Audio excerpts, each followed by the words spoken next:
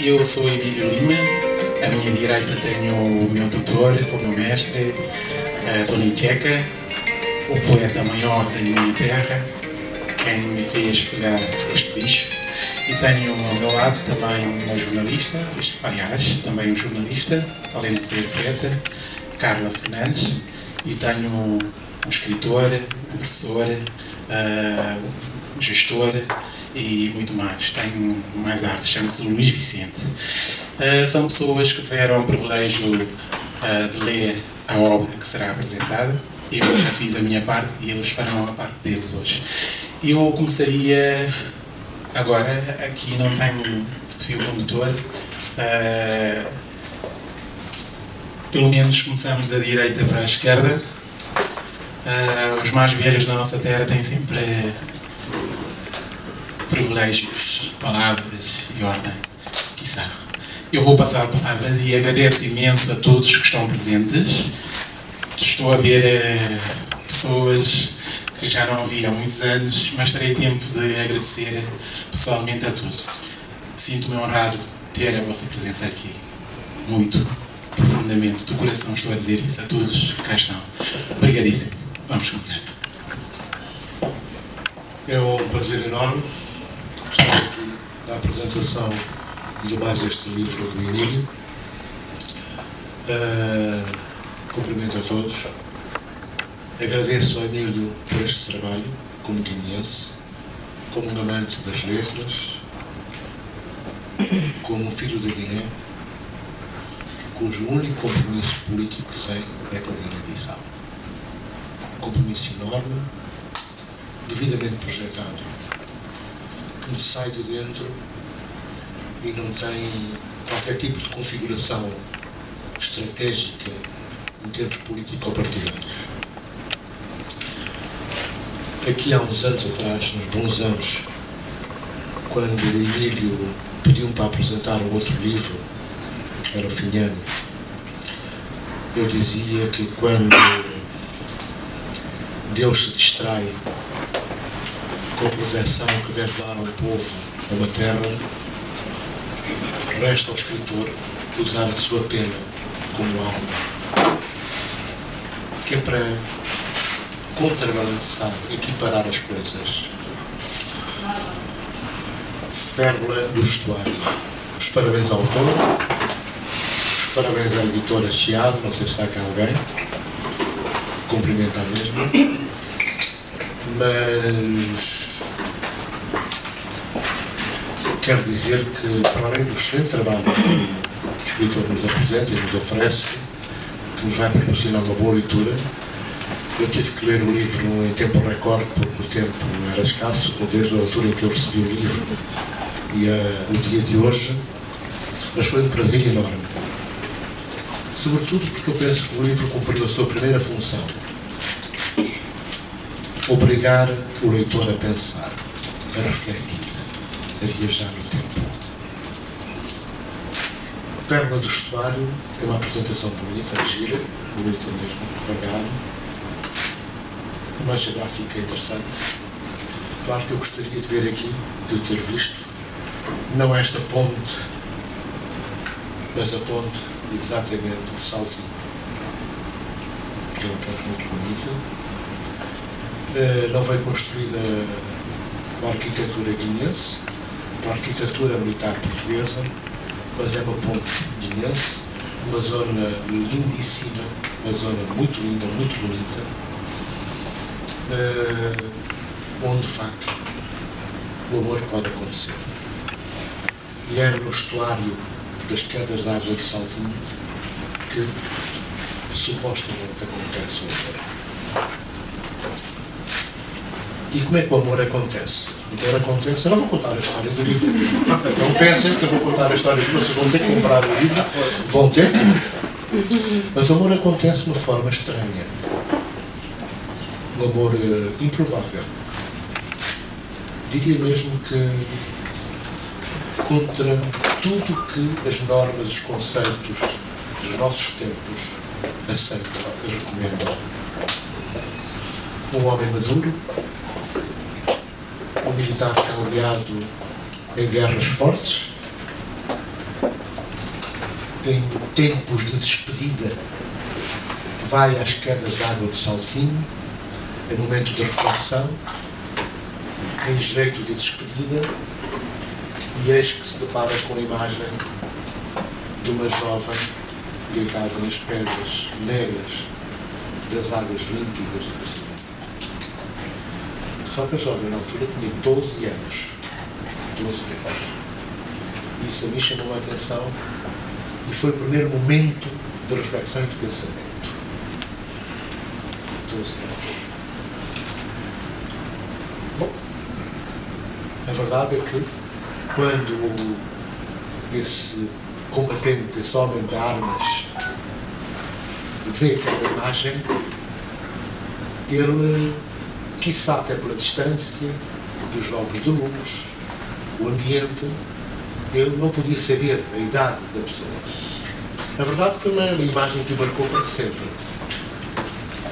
10 anos depois, a imagem ficou-lhe na mente, acabou por se plasmar nas coisas mais íntimas da sua existência, do seu ser, do seu estar,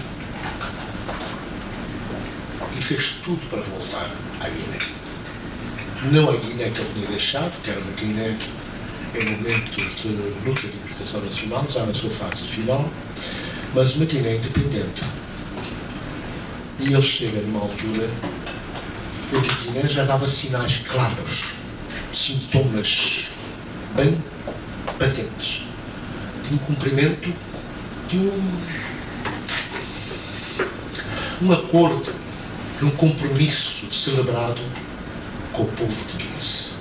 Nessa altura já havia sinais de um cumprimento, já havia sinais de um projeto falhado, já havia situações que a própria força que era o tal movimento de libertação nacional, através dos seus dirigentes, dava o dito por não dito. O líder dessa epopeia, Amílcar Cabral, entre os vários ensinamentos, os vários alertas que foi dando aos guineenses, aos seus companheiros de armas, aos seus discípulos da trincheira, estavam a vir ao de cima de uma forma que negava, era a negação de tudo quanto tinham dito e tudo quanto tinham feito e dos propósitos, do fito a atingir, do objetivo a atingir. Tudo pelo povo, justiça social, fim da dupla exploração da mulher, por exemplo, a não utilização dos lugares sagrados, dos altares sagrados, das sociedades secretas guineenses, próprias de uma sociedade multifacetada, com mais de 20 etnias, com culturas, práticas e hábitos próprios, línguas próprias. Portanto, coisas que cabiam e cabem no mundo de hoje em função de cada micro-realidade. Mas ele dizia-nos, esse mestre, Amílcar Cabral, que quando o homem se vê em situação de apuros, quando ele não é capaz de conduzir um processo, quando ele não é capaz de dignificar a sua própria palavra, o seu próprio projeto, ele recorre de uma forma pouco elegante a um conjunto de situações para se poder defender. Lembra-se imediatamente que afinal que pertence a uma etnia, lembra-se imediatamente de onde nasceu. Ele, se calhar, durante toda a sua vida, nunca mais voltou ao local onde o seu amigo foi enterrado, nunca mais pactuou com as cerimónias secretas, muito embora o local pudesse ser uma zona sagrada dos grandes irãs, das grandes sabedorias populares. Mas quando ele quer dar um passo maior que aquilo que ele pode dar, quando ele quer negar a autoridade, quando ele volta-se contra os propósitos enunciados durante essa epopeia, que foi a luta armada, a libertação nacional, ele faz isso tudo. Ele, inclusive, vende a sua alma, a sua ideologia, a sua filosofia, a sua forma de estar na vida que marcou toda a sua trajetória até esse momento, é substituída por novos pactos secretos. Ele próprio se assume quase como bruxo, vidente, o homem de 1000 faculdades, tudo para me intimidar, para me ter medo, para brandir a sua espada secreta, os símbolos de uma sociedade desconhecida pela maioria, até por ele próprio, mas ele utiliza, ele paga por isso, ele compra novos parceiros. E isso tudo eu vou a estes tempos, entro por estes caminhos, porquê? Porque foi a anulação de um projeto. O tal projeto ia pôr fim à mutilação genital feminina, por exemplo. Que ia pôr fim ao casamento precoce, o casamento negociado. A criança antes de nascer já está vendida. Referências perfeitamente loucas, distorcidas, descontextualizadas. E tudo o que foi prometido e foi dito começa a ser anulado e começa a cair por terra. Isso fez com que o quê? Surgiram, numa primeira fase, porque nos momentos difíceis essas situações ambíguas e complicadas agudizam-se. Numa fase final da luta de libertação nacional, ou luta de resistência aos movimentos de libertação, portanto, por parte do Portugal colonial, de um lado reinavam os oficiais militares, porque representavam uma elite, mas do outro lado também havia a elite dos combatentes. E essa elite dos combatentes, que depois com o 25 de Abril, que assumem, portanto, o protagonismo e a condução da terra. E são eles que criam aquela condição, aquele estatuto que Zé Carlos Schwartz canta e chama da Pilis. Notem. E são esses atores, os libertadores, que aparecem agora a substituir os militares que namoravam as bandidas de Bissau, bandidas da praça. Nós, os mais velhos, os menos jovens, lembramos disso. E tínhamos ciúmes loucos. Também queríamos ter aquelas meninas como namoradas. Há bocado estive num piquenique de Guiné-Bissau ali em Monsanto e vi uma dessas meninas desse tempo que era uma menina linda, digna de um cinema americano ou francês. Na altura não se ligava muito ao cinema americano, era mais francês e italiano. Linda, linda e linda. E via, e lembrei desse tempo. Eu tinha acabado de ler o livro. Isso aí está. Mas, depois do tempo das Apinas, quando entre os próprios libertadores, os nossos libertadores, os nossos combatentes, o compromisso foi sendo enterrado num lodo, num lamaçal nojento, anulando todo um projeto societário. Então, o que é que acontece? Voltamos, regredimos do ponto de vista social, da organização, tudo, e voltamos a dar força àqueles toca-choros que nunca mais acabam. Toca-choros de semanas, de meses. Passamos a ter profissionais de toca-choro na Guiné-Bissau. Gente que abandona a sua função, o seu trabalho, o seu compromisso com a entidade patronal para se virar um especialista em toca-choro.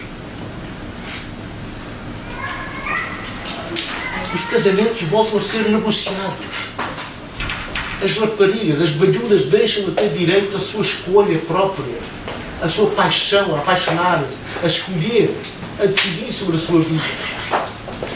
E os nossos dirigentes, os novos dirigentes dos tais libertadores, assumem-se como mestres de cerimónia dos altares secretos, quando não são muito mais do que isso.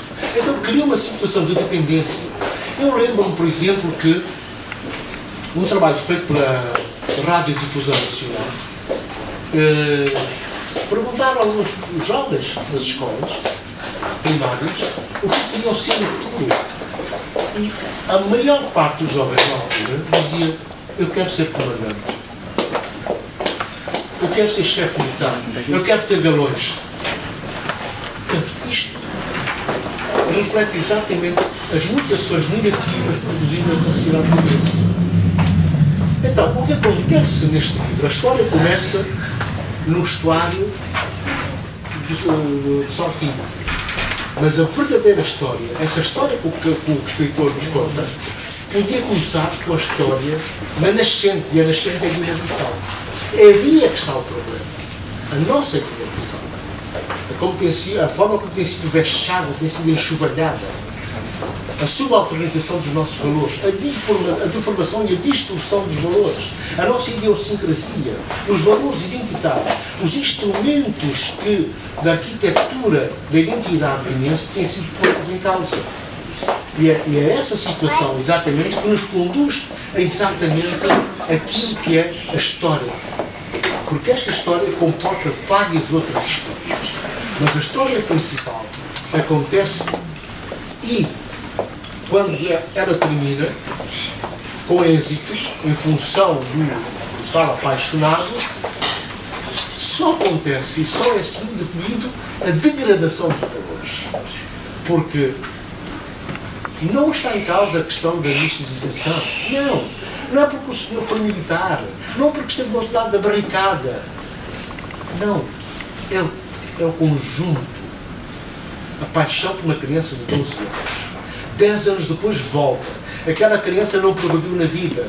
Continua a ser uma mulher muito bonita. Linda, lindérrima. Ele conta-nos que ela era muito linda. Ele descreve a beleza dessa jovem de uma forma própria, única. A beleza das belezas. Agora, a declaração de amor. O momento em que ele dá conta de quanto ama essa miúda. Como é que essa criança, essa jovem, entrou na vida dele, ele faz uma carta de amor. E nessa carta de amor, vai com uma barriga, o envelope leva uma barriga cheia de notas, muito dinheiro. Portanto, é a negação do próprio amor. É a atitude, o comportamento que põe em causa a essência do amor. O amor não é isso. Bom, é claro que ele convence a jovem rapariga. Porque, coitada, dependente, de uma casa sem meios. O pai trabalhou uma vida inteira. O pai também, por sinal, foi combatente do exército colonial. E, desgraçadamente, vejam só as coisas do destino, o escritor depois põe os dois, o pai da vida que estava com uma vontade louca, não só de pedir satisfações ao senhor coronel, como queria ir até as últimas consequências. E não conta a história.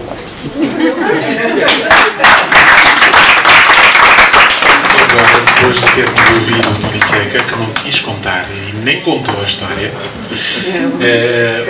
não contou a história toda. Teve tentado. Vamos lá. Desta vez vamos ouvir a versão da Carla Fernandes. Depois da apresentação do Tony Queca, bem completa, eu acho que é mais fácil também trazer a minha abordagem. A minha abordagem é muito de uma mulher, então eu vou muito mais pelo que é o percurso feminino, né, das mulheres que estão aqui nesta obra, também como africana. Não? Africana de diáspora, africana de diáspora, uma diáspora que nos dá uma imagem do nosso continente que muitas vezes é depreciativa e que está ansiosa sempre por ter acesso a obras que falem do continente, que falem do continente de uma forma real e objetiva também, mas também que tragam um pouco de experiências pessoais ou não, ficcionais, como neste caso. Estas experiências ficcionais, feliz e infelizmente, são muito reconhecíveis. Nós conseguimos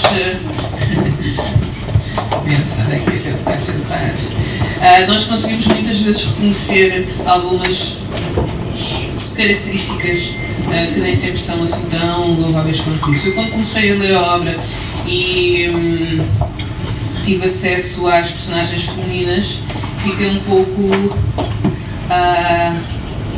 desiludida, porque que eram as personagens tipo que nós ouvimos falar, não é? Aquela rapariga que é muito ambiciosa, que é fútil. À medida que eu fui lendo, eu fui ver, não, ela tem este e aquele valor.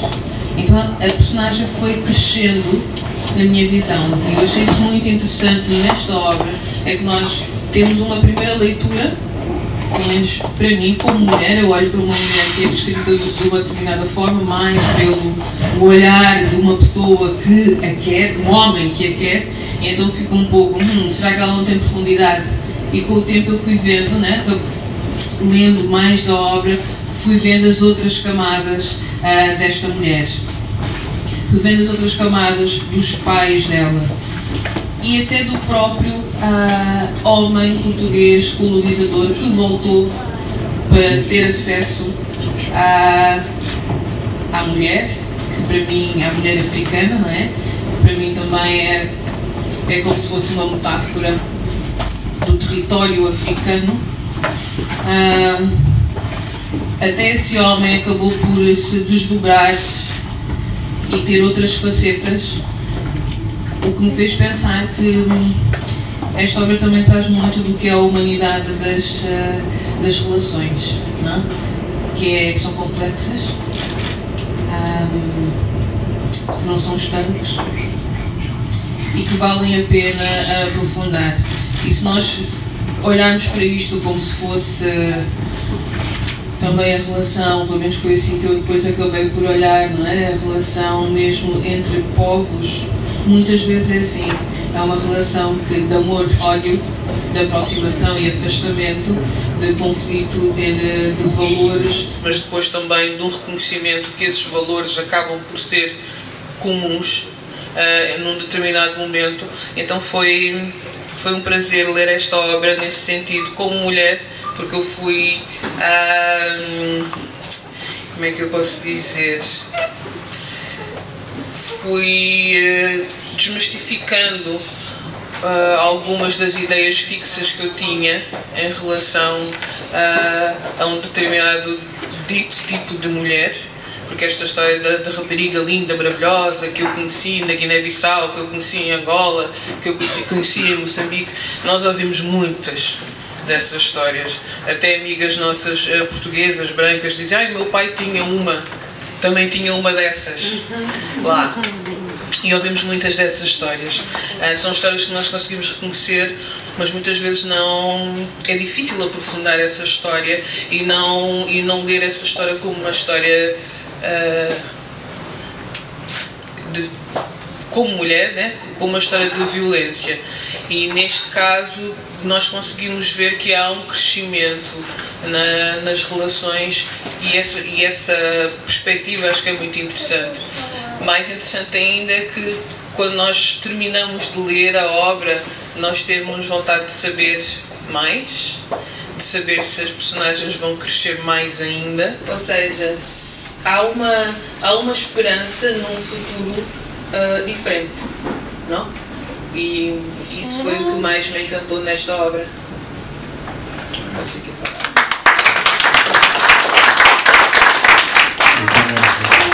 Um dos primeiros a ler a obra foi este menino bonito do lado esquerdo, que deveria ter estado ontem comigo no Porto, mas por motivos de forças maiores, profissionais, não conseguiu.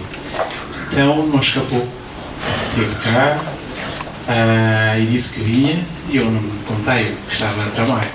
E puxei uma cadeira e sentou-se. Quem ajoelhou tem que rezar. Obrigado, Emílio. Obrigado a todos. Uma casa bonita de amigos, família e gente muito calorosa, não é? E eu acho que isso é que o Emílio tem precisado e merece. O Emílio é um grande amigo de todos nós, um poeta romancista, mas um poeta daqueles bons e brilhantes, assim como o Tony Checa. Eu espero que o Emílio, quando tiver a idade de Tony Checa, seja 2 vezes melhor que o Tony Checa, porque é difícil superar o Tony Checa. Mas o Emílio está precisamente num bom caminho. Bem, o Emílio lança-me desafios que às vezes lembro de uma vez foi no Fernando Pessoa, na casa de Fernando Pessoa em Lisboa. Eu escrevo poesias, mas nunca declamo. Tenho uma vergonha de enfrentar o público. Mas o Emílio, como dizem os brasileiros, é cara de lata. E não tem problemas nenhum de enfrentar o público. Então ele lança-me um desafio que era para fazermos o quê? Um misto, um dueto entre as minhas poesias e as poesias dele. E eu, Emílio, deves estar a brincar comigo. E ele, não, sério. Mas eu sempre levei aquilo na brincadeira. Até o dia que ele intimou. Disse, mãe, tens que lá estar no tal dia e tens que declamar. E eu assim, bom, complicou a vida. Então foi a primeira vez que eu declamei as poesias minhas e do Emílio, e não foram assim tão más. Mas, portanto, prefiro nunca mais declamar, porque realmente é preciso ter a boa vontade e sentir o público e a beleza que o Emílio transmite contagiante. Tanto que não quis que houve uma segunda vez, mas foi na Guiné-Bissau, lá tive que eu enfrentar outra vez o povo. Bem, acabei por me sair também mais ou menos. Né? E hoje estamos aqui, precisamente também para falar um bocadinho do livro, o novo livro do Emílio, que é Pérola do Estuário. O Tony, e se não ia contar a história, acho que contou a história toda. E como o Tony é um contador de histórias, ele é mesmo muito bom de contar histórias. E ele, em poucos minutos, conseguiu resumir o livro. E eu confesso que quem ainda não leu e que estava com dúvidas se deve ou não deve comprar o livro, então as dúvidas dissiparam-se. Portanto, acho que devia comprar mesmo o livro. O livro é muito interessante, porque, precisamente, faz uma coisa muito bonita. Ele toca naquilo que tem havido, não só no acompanhamento do amor entre as duas pessoas separadas pelo tempo, mas também naquilo que são as críticas que hoje a Guiné-Bissau, não é? Vive e sempre viveu, verdade? A gente também já apontou precisamente e já falou muito sobre o livro, e que toca no aspecto social, no aspecto político, no aspecto económico, e acaba por trazer aqui aquilo que é a vida, o dia-a-dia, o cotidiano do guineense em si. E isto é que me fascinou na qualidade de escrita do Emílio, porque ele é muito aberto ao nível da escrita e ao nível do pensamento. Não é? Ele deixa, precisamente, o leitor depois conduzir a história de maneira que ele entende, não é? E, portanto, escolher o sítio onde deve ler ou não o livro. Por exemplo, eu não conseguia ler este livro fechado dentro de um quarto ou fechado num gabinete a ler. Eu tive que fazer isso algumas vezes porque recebi em PDF e tive que trabalhar um bocadinho no livro e estudei como se fosse. Mas quando li o livro, na verdade, eu tive que imprimir e ir para junto do mar, na Foz do Areia, onde eu moro, ao pé, e muitas páginas foram lidas ali, não é? E, portanto, eu estava precisamente a vislumbrar o Sintra, como diz ali o Toninho. Eu estava a ver ali precisamente a pérola, não é? Em todo este enredo. Então, aquilo que eu acabei por definir no livro, que eu acho que, portanto, que não podia fugir desse aspecto, e a crítica que eu trago e que faço e que o Emílio, não sei porquê, fez, portanto, incidir isso no livro, acho que não havia necessidade, portanto, eu pronunciei como eu achei que devia, depois de ler o livro, mas ele fez questão de me referenciar aqui no livro, no qual eu agradeço, porque realmente estar inscrito aqui num livro de um grande escritor, romancista, um poeta guineense, é, sim senhora, um grande orgulho para mim. É um humano mais novo, como eu costumo chamá-lo, e tenho muito orgulho no Emílio, precisamente por ele ser quem é. É a humildade do Emílio, não é? E a paixão do Emílio, o amor que ele carrega, e que todos nós sabemos, quando ele partilha connosco os amores que ele dedica, os poemas que ele dedica à mulher. Quer dizer, é só Emílio, não há outro. Portanto, o que é que eu acho? Eu acho que é uma narrativa contagiante, como é que eu frisei aqui no livro, um misto de sentimento e vontade de estar presente ao mesmo tempo, um fabuloso retrato do cotidiano guineense. Aqui o autor carrega nos textos do livro, nesse caso, a sua essência e orienta-nos para a realidade atual traduzida em contagiantes páginas que se sucedem umas atrás de outras numa história de amor entre duas pessoas separadas pelo tempo.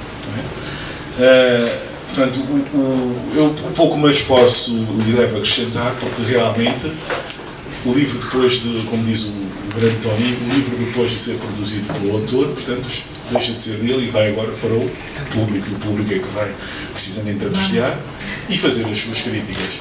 E eu quero mais uma vez dar os parabéns ao Emílio, e eu confesso que não podia deixar de estar aqui presente hoje. Estar aqui é muito mais importante, porque isso também acaba por ser quê? Um parto, não é? Portanto, é precisamente o nascimento do filho. E portanto, é mais um novo filho do Emílio. Muito obrigado a todos.